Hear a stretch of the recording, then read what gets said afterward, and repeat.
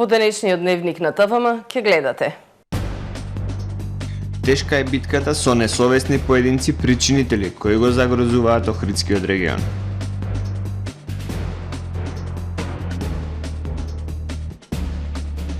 Слаб е интересот за згрижувачки семејства во Струшко.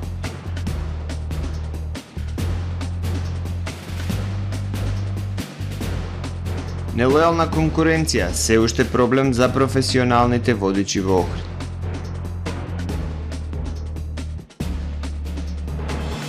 Ченто биографија низ фотографии, изложба во Охрид.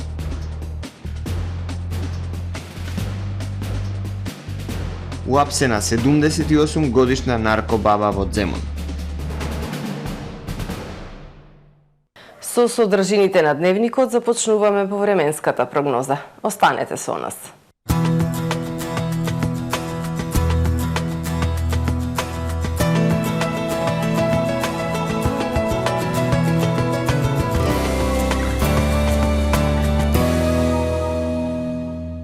Денес во Охрид имавме умерено облачно и нестабилно време со врнежи од дожд, ветровито и релативно топло за овој период од годината. Максималната дневна температура изнесуваше 16 степени Целзиусови. Во петок во најголем дел од Европа ќе доминира циклонска атмосферска циркулација која што условува умерено облачно и нестабилно време со врнежи од дожд, но ќе биде релативно топло. Во северна и североисточна Европа стабилно време со локална облачност и студено со пад на температурите. На Балканскиот полуостров умерено облачно и нестабилно време со врнежи од дожд, ветровито и посвежо. Во јужните и источните предели од полуостровот умерено облачно време со повремени сончеви периоди. Максималните дневни температури ќе се движат во интервал од 9 до 19 степени. Во Македонија во петок ќе преовладува умерено облачно време со повремени сончеви периоди, ветровито и релативно топло. Во доцните попладневни и во вечерните часови локално во северозападните и западните предели со услови за слаби и локални врнежи од дожд. Ќе дува до умерен југозападен и југоисточен ветер кој што во западната половина ќе достигне до 30 км на час. Минималните температури од 2 до 10 степени, додека пак максималните дневни до 11, односно до 20 степени. Во Охрид во петок ќе преовладува умерено облачно време со повремени сончеви периоди. Во попладневните и во вечерните часови со услови за сосема слаби и локални врнежи од дожд. Минималната температура од 7 степени, додека пак дневната ќе достигне до 16. Во сабота умерено облачно и нестабилно време со врнежи од дожд. Минималната температура од 8 степени, додека пак дневната ќе достигне до 15 степени. Во недела и понеделник облачно и посвежо време со пообилни врнежи од дожд. Утринската температура од 10, односно 7 степени, додека пак дневната ќе достигне до 14, односно до 12 степени.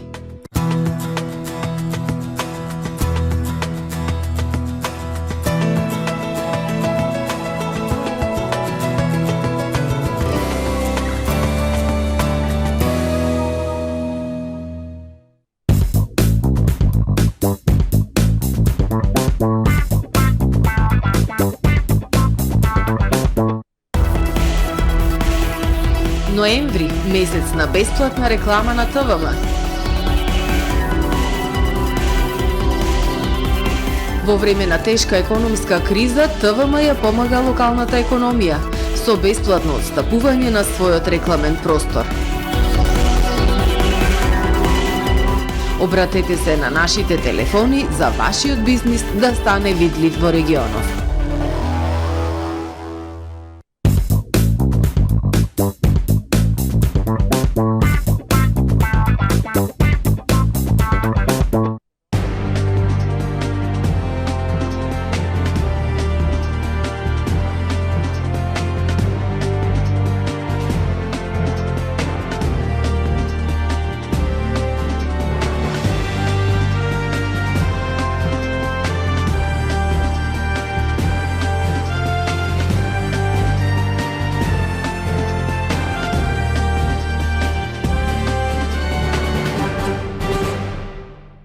Добар ден, прво издание на Дневникот на ТВМ. Нема интензитет во нашата акција за справување со причините и причинителите кои го загрозуваат Охридскиот регион. Напомена Бисера Костадиновска-Стојчевска, министерката за култура на меѓународниот форум 50 години Конвенција за светско наследство на УНЕСКО. Еколозите исто така сметаат дека имаме изготвени стратешки документи без надлежно тело кое ќе ги спроведе мерките и препораките за заштита на природното и културно наследство на Охридскиот регион. Загриженост дека засега тешко ја добиваме битката со несовесноста и алчноста на поединци, како и на крадците и вандалите кои ги уништуваат спомениците и дивите копачи кои ги сквернават локалитетите, искажа министерката на култура Бисера Костадиновска-Стојчевска на меѓународниот форум 50 години Конвенција за светско наследство на УНЕСКО, меѓународни стандарди во национален контекст. Министерката констатира дека и покрај преземените активности нашата заедничка акција, како да го нема задоволителниот интензитет во справување со причините и причинителите кои го загрозуваат Охридскиот регион, впишан во листата на УНЕСКО како реткост од светско значење. Еколозите исто така сметаат дека има изработени документи кои се однесуваат на препораките и заклучоците од УНЕСКО, кои укажуваат на управување со природното и културното наследство на Охридскиот регион. И има стратешки документи во кои се повторуваат зададените мерки, но без надлежно тело кое ќе ги спроведе, вели охридскиот екологист Ѓоко Зороски. Посебно беше укажано за решавање на проблемот со дивоградбите, отстранување на некои објекти кои што се наоѓаат на езерото, донесување исто така мерки за заштита на крајбрежниот дел од езерото, односно посебно студенчишкото блато. И на тој начин нема некое посебно централно тело кое што би управувало со Охридското езеро, односно со регионот и кое што би имало точно делегирани надлежности за да ги спроведе сите овие мерки на терен. Ние само изминативе години имаме мноштво на документи кои укажуваат она што треба да се превзеде, сите тие индикатори и кога треба да се направи, меѓутоа вака на некој начин е разводната сета таа ситуација и ние само продуцираме документи, ги прикажуваме во УНЕСКО, додека имплементацијата на терен, за жал, заостанува. Се тоа оддава впечаток дека нема вистинска заштита за локалното природно и културно наследство кое го имаме, а го уништуваме, а при тоа не отуѓиве дел од светското природно и културно наследство. Постои еден вид на ниска свест од една страна, од друга страна пак големи се апетитите на многу инвеститори кои што сакаат сепак да го пробијат тој заштитен појас во однос на сета таа документација и сите оние законски легислативи што сме ги обврзале. Значи, целиот овој збир на фактори многу влие за да се уште имаме градби, дивоградби, кршење на законот. Со еден збор, значи, ситуацијата на терен многу заостанува и потребно е во таа смисла до екипирање на надлежните институции како на локално, така и на централно ниво, со луѓе кои што би работеле исклучиво на оваа материја. Во контекст на зачувување на природното богатство, локалитетот Студенчишко блато чека да добие заштитен статус парк на природата. Владата вчера не расправаше заради неажурност на надлежните комисии кои не се состанале. Со тоа се пролонгира прогласување на блатото за заштитено подрачје во 4-та категорија според Законот за заштита на природата. Со овој акт треба да се спречи исчезнување на последниот глицијален остаток на блатната вегетација во Македонија како последица на човечкиот фактор. Слаб интересот за згрижувачки семејства во Струшко. И покрај социјалните реформи се уште има многу деца кои чекаат ваков вид на заштита. Имаат потреба да бидат сместени во згрижувачки семејства, но нема доволно заинтересирани граѓани. Процедурата да се стане згрижувач не е комплицирана, велат од Центарот за социјални работи. Во Струшко има само едно згрижувачко семејство каде се сместени 3 деца. За жал и покрај социјалните реформи, се уште има многу деца кои чекаат ваков вид на заштита, имаат потреба да бидат сместени во згрижувачки семејства, но нема доволно заинтересирани граѓани. Овој тип на згрижување овозможува топол дом, љубов и грижа, како и можност за правилен раст и развој на децата. Во моментот во Струга имаме едно згрижувачко семејство со 3 корисници. Како институција и Министерството за труд и социјална политика сме посветени на подигање на свеста на нашите граѓани во општина Струга и општина Вевчани за значењето кои што го имаат згрижувачките семејства.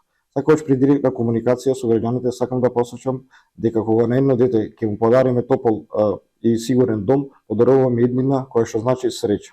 Процедурата да се стане згрижувач не е комплицирана. Надоместокот за згрижување на едно дете изнесува 16.730 денари месечно, за две 14.550 денари, додека за 3 деца 13.100 денари. По спроведувањето на националната кампања за подигнување на свеста, се очекува интересот за згрижувачки семејства да расте. По спроведувањето на националната кампања Подари рака, промени живот, стани згрижувач, можам да кажам дека интересот расте, граѓаните се интересираат, доаѓаат, прашуваат и очекуваме бројот на згрижувачки семејства во Срушко да расте. Согласно одредбите на Законот за социјална заштита, згрижување во семејство опфаќа основна заштита и 24 часовна грижа за деца и возрастни лица кои немаат свое семејство или немаат услови за живот во сопственото семејство. Сместувањето на децата во згрижувачко семејство е најсоодветен облик, бидејќи се овозможува правилен психосоцијален развој во услови на семејно обкружување. На територијата на земјава нема доволно згрижувачки семејства колку што има потреба. Доделени сертификати на учениците од првата завршена генерација по германски терк од профилот техничар за индустријска мехатроника при електромашинскиот училишен центар Свети Наум Охридски. Електромашинскиот училишен центар Свети Наум Охридски со своји представници учествуваше на годинешниот саем на добавувачи од балканските земји Субекс 2022 кој се одржа во Скопје. На оваа манифестација им беа доделени сертификати за успешно положен завршен испит по германски терк на учениците од првата завршена генерација од профилот техничар за индустријска мехатроника при електромашинскиот училишен центар Свети Наум Охридски. Сертификатите на учениците им беа доделени од страна на амбасадорот на Република Германија, Ото Граф и директорот на делегацијата на германското стопанство Патрик Мартенс. Исто така, на годинешниот Субекс 2022 беа промовирани учениците од прва година од паралелките техничар за индустријска мехатроника и техничар за производно машинство. За 5-годишното искуство во дуалното образование на панел дискусијата на форумот говореше и директорот на Општинскиот електромашински училишен центар Свети Наум Охридски, професор Сашо Недески. Голем број охриѓани во слободно време се туристички водичи и покрај основната професија, повремено водење групи туристи им е дополнителен извор на средства. Таа нелојална конкуренција создава хиперпродукција на водичи.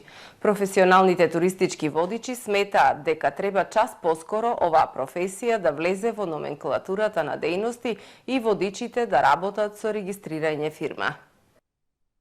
Додека во некои поголеми туристички места има недоволно, а во некои како Дојран нема ниту еден. Охрид се соочува со хиперпродукција на туристички водичи. Љупчо Јузмески, професионален туристички водич со над 3 децениско искуство, смета дека проблемот произлегува од нелојалната конкуренција од луѓе на кои водењето групи им е дополнителен извор на средства. Не достига, тука имаме хиперпродукција на туристички водичи. Ви кажав од тие причини што секој во слободно време би сакал да е туристички водич и мисли дека е лесно да си туристички водич. Туристички водич е на комплексна работа. Не си само туристички водич, не си професор што ќе излезиш чаршија да му раскажеш. Ти еден шоу во целото време треба да водиш. Не секој кенлер, таксист, шофер, полицаец, пожарникар, шеф на рецепција да бидат водичи, за тие во слободно време да се водичи, а ние во слободно време не можеме да сме пожарникари, доктори, полицајци, рецепционери, кенлери. Според Јузмески, главен проблем на туристичките водичи е што не се влезени во номенклатурата на дејности на Македонија. Во Занечиска комора не имат како дејност туристички водич, ама во Министерство на економија не немат и така не можеме да направиме како на пример книговодителите, да сме лиценцирани и секоја година да се надоградуваме. Овој од Сдружение на водичите на Македонија е веќе поднесен, чека да помени во парламент за нас да ни стават дека имаме дејност туристички водич, да можеме да се отвориме и фирма. Во поглед на неизвестностите во предстојниот зимски период и најавите за затворање на дел од хотелите, Јузмески вели дека тоа ќе има верижна реакција и влијание на сите чинители во туристичката индустрија. Но, додава дека, освен за новогодишните празници, зимскиот период и без актуелната енергетска криза, е тежок за туризмот за Охридскиот регион и потребно е да се работи на понуда во тој период. Ако не сме активни, ако не дајме некоја понуда поинаква, различна од класичното што го знаеме семинари, Охрид, разглед едно друго, ќе биде тешко. Ама ако излеземе на пазарот со нови работи, тогаш можеме да очекуваме резултати. Зависи од нас. Тој најави дека наскоро ќе започне да работи туристичкиот центар на пристаништето и тука преку здруженијето ќе им се овозможи на новите водичи да се усовршуваат во професијата водејќи групи заедно со постарите колеги. Ченто, биографија низ фотографија, изложба во Охрид по повод 120 години од раѓањето и 65 години од смртта на Методија Андонов Ченто. Утре во Охрид ќе биде отворена изложбата Ченто, биографија низ фотографија во организација на националните установи Завод за заштита на спомениците на културата и музеј на Охрид и Прилеп по повод 120 години од раѓањето и 65 години од смртта на Методија Андонов Ченто. Изложбата преку фотографии го следи животот и делото на председателот на првото заседание на АСНОМ од неговото детство, предвоениот, воениот и периодот по ослободувањето, се до неговата смрт, како и фотографии на создадени дела за него. Отварањето на изложбата е утре, 18 ноември, во спомен куќата на Христо Узунов во Охрид во 12 часот. Автор на изложбата е Рубинчо Белчевски, историчар, кустос советник во Националната установа Завод за заштита на спомениците на културата и музеј Прилеп. Тактичко показна вежба на специјалната антитерористичка единица Тигар денес и утре во Охрид. Вежбовни активности ќе има и во текот на наредната недела, информира портпаролот на СВР Охрид Стефан Димовски. Полициски службеници од специјалната антитерористичка единица Тигар при Министерството за внатрешни работи денеска и утре од 11 часот на потегот од канал Студенчишта кон пешачката патека во Охрид спроведуваат тактичко показна вежба. Се работи за редовна вежбовна активност на единицата во која ќе се вклучи хеликоптерска единица на МВР, а целта е јакнење на професионалните компетенции на припадниците на единицата за зголемена ефикасност и ефективност во борбата против криминалот и подигнување на безбедноста на граѓаните и државата. Пред почетокот на вежбата, полициските екипи ќе извршат обиколка и обезбедување на поширокото подрачје каде ќе се изведуваат вежбовните активности со цел оневозможување влез на граѓани на подрачјето. Упатуваме апел до граѓаните да ги почитуваат ознаките и надписите за забранет пристап, да не се задржуваат на подрачјето каде ќе се изведува вежбата и целосно да се придржуваат кон останатите насоки на полициските службеници. Вежбовни активности на специјалната антитерористичка единица Тигар во Охрид ќе има и во текот на идната недела, зашто навремено ќе ја информираме јавност, информира портпаролот на СВР Охрид Стефан Димовски. Охрид на 3 и 4 декември годинава ќе биде домакин на првиот конгрес на нуркачи во Република Македонија, што ќе го организира Клубот за подводни дејности Охрид. Целта на настанот е размена на искуства и соработка помеѓу нуркачките центри и клубови ширум државава. Првиот конгрес на нуркачи во Република Македонија на 3 и 4 декември во Охрид. Конгресот е во организација на Клубот за подводни дејности Охрид. Целта на конгресот е размена на искуства, проблеми, замки и трикови во нуркањето, како и соработка помеѓу клубовите и центрите, но и барање на насоки што може да се направи за еднината на нуркањето во Република Македонија. На конгресот се поканети сите нуркачи, без оглед на тоа на која асоциација припаѓаат или во кој центар или клуб членуваат, велат организаторите. Конгресот ќе биде отворен на 3 декември во големата сала на општина Охрид, а пред присутните ќе се обрати и градоначалникот Кирил Пецаков. За следниот ден предвидено е нуркање и еколошка акција за чистење на градското пристаниште во Охрид. Во продолжение да ги погледнеме и вестите од светот. Уапсена наркобаба во Земун. 78 годишната баба Нада била пронајдена во шумата во населбата Галеника со ранец во кој имало 400 грама наркотици, вага за прецизно мерење и голем конјски нож. Старицата на прв поглед не им била сомнителна на полициските службеници. Шеташе во влечки со помош на бастони, се чинеше како да го изгубила патот, изјавиле полицајците. Осомничената првично тврдела дека во ранецот има брашно од колачи и нож за сечење, за подоцна да изјави дека ранецот го нашла во грмушките, додека шетала. Потоа бабата се правдала дека морала да се снаоѓа поради ниската пензија. Осомничената се товари за неовластено производство и пуштање во промет наркотични дроги, се вели во соопштението на Министерството за внатрешни работи на Србија. Војните лидери во Мјанмар ослободиле околу 6000 затвореници, меѓу нив имало 4 странци и 11 познати личности, објавија тамошните медиуми. Помилувањата со одлуката за амнестија биле дадени по повод Националниот ден на Мјанмар.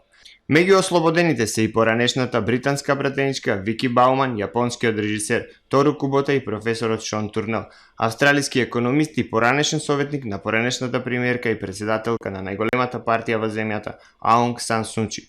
Турнел беше обвинет за кршење на законите за државни тајни, Бауман за имиграција, а Кубота за бунт и прекршување на законите за комуникација.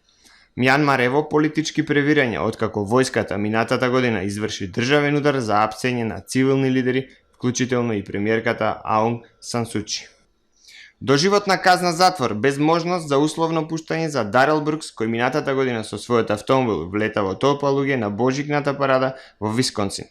Тој е осуден по 60 точки за безобзирно загрозување на безбедноста и тоа по 17,5 години по секоја точка, односно Брукс доби 762 години затвор плюс 305 години продолжен надзор. Брукс и неговото семејство се обиделе да ја ублажат казната, наведувајќи ги проблемите со менталното здравје, но судијката рекла дека оваа заедница може да биде безбедна само ако тој е зад решетките до крајот на животот. Обидите за нелегален влез во Унгарија до 15 ноември оваа година достигнала на 246.000, што е за 120% поголем од истиот период лани, објави унгарската полиција. До средината на ноември 1708 лица били уапсени во Унгарија, обвинети за трговија со луѓе и криумчарење на нелегални мигранти. Меѓу илегалците, унгарските полицајци регистрирале граѓани на Сирија, Авганистан, Турција, Тунис, Мароко и Пакистан, кои најчесто немале никакви документи на патот кон Европската Унија. Почитувани гледачи, ова е се во првиот дневник на ТВМ. Ви благодарам за довербата. Пријатно!